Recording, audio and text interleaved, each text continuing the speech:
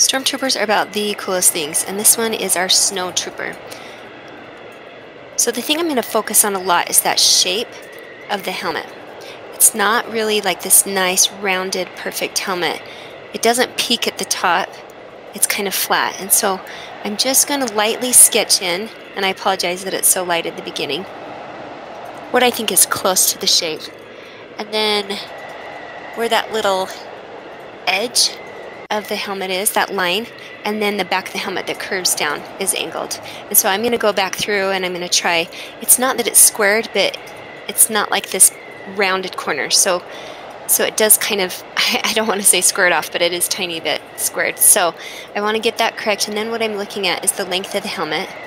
And you saw I took my paper away because I was holding it up to the screen. It's really important to compare those angles. And so I'll use my pencil as a tool to check the angle, and even at that, sometimes it's just better to hold your sketch right up next to the original to see if those angles are correct.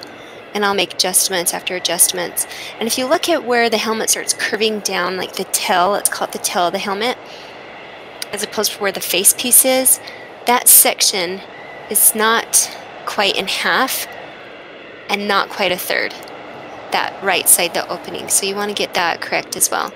And I started drawing the goggles because that really could tell me if I had given myself enough room on that opening, that the goggle shape was correct. And I thought I got pretty close. And then I just have this slight angle out for the nose. And then where the nose ends, then the fabric just drapes straight down.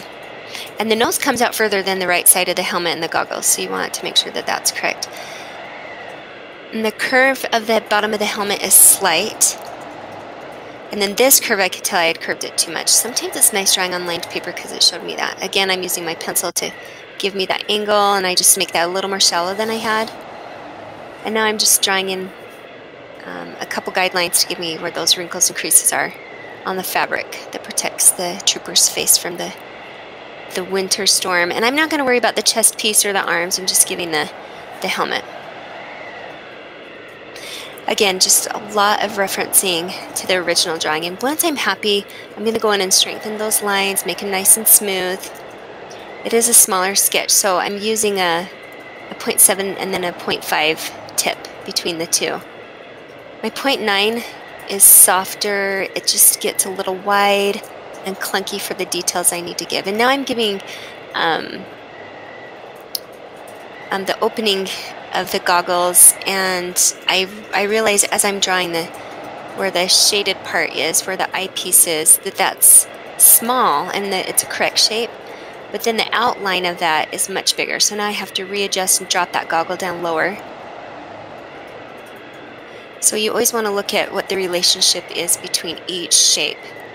So I've got my shaded eyepiece, and then that next shape that outlines the eyepiece, the bottom part was much wider than I had originally drawn. To make sure that goggle where the nose is angles in more than I had. I've got a little bit of a lip from the goggle to the helmet on that edge. And I'm just going to go in and add some values. Always makes it a little more interesting. I'm doing this quick. I mean, look how fast I shade, you guys. It's years of training. But yeah, just a quick shading. I'm not going to take too much time. This actually was a longer sketch for sure. I like to do these sketches for my students, spend between 10, max 15 minutes in class, but this took me about 15, 17 minutes because I just wanted my boys to be so proud of me. You can't draw a Star Wars character and have your proportions off, you guys. Your children judge you, so. And really, that's it. Clean up any smudges, add any values, take your time. I love drawing this guy. It was really fun.